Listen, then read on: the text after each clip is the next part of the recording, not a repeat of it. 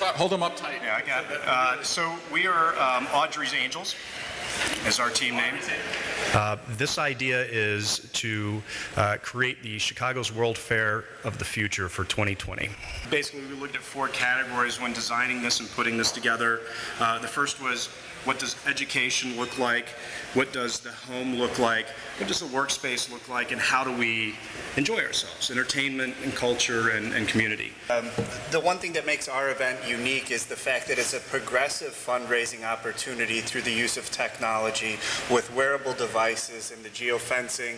As people enter certain areas, they're prompted to give more. They can experience more and or less of an event based on their interest and how much they're looking to spend.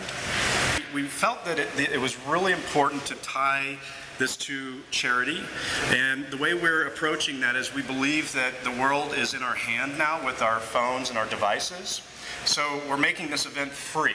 So how do we get people to download an app and donate money? Well, when you walk through the front gates of the first place, we are going to be using geofencing and beacons to start tracking data on our participants. So we're looking at the activation of the charity using a push notification with beacon technology. That technology will basically send you a text message to your device giving you the option to make a donation to your charity of choice. Well, this is a free event for the world, right? So at that point then, we walk you through to the first exhibit, which we're looking at as education, where you walk into a room, there's a control panel, and basically you punch in what you want to learn for the day. So if I want to learn Japanese, I punch it in, and I have a holographic screen that comes up with a correspondent in Japan who's live, who basically can teach me in a sort of a tutelage model. So we're incorporating these technologies to make an experience that's one-on-one, but virtual at the same time. The second that we looked at was the home.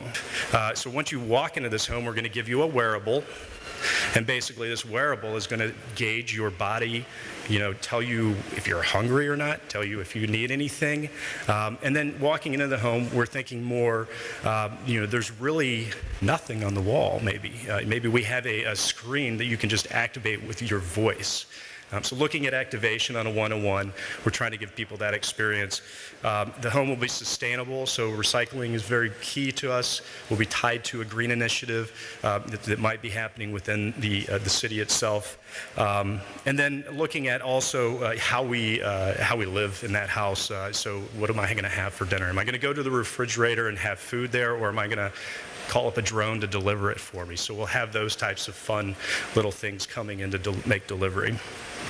And lastly, to touch on the 3D printing, because I think it's a great tie-in.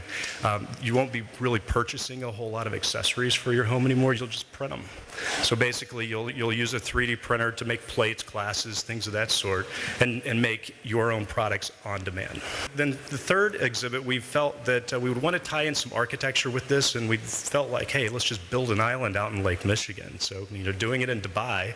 So if we did something like that, we would have this area as a place where we could entertain, hold concerts, throw festivals, things of that sort, as well as look at dynamic ways of transportation. Maybe it's some type of hydrofoil or underwater transportation to get us there.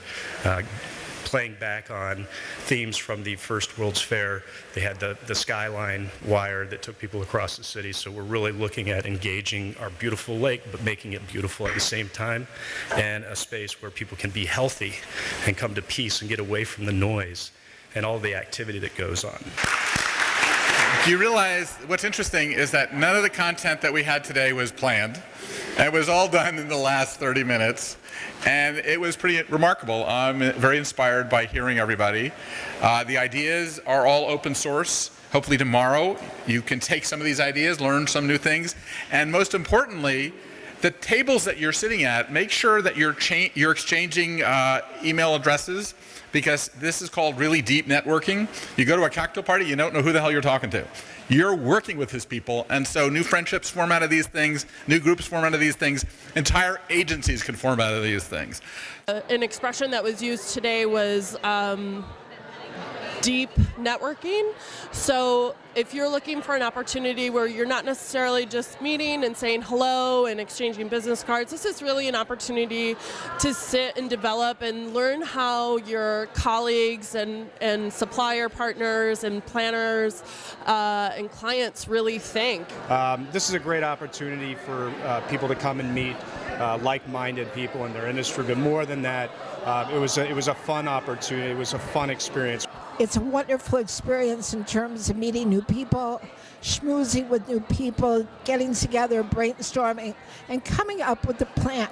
And some of them are really, really good. I really love to see people get engaged and be thoughtful about all of their events, and the Plan-A-Thon really helps people do that.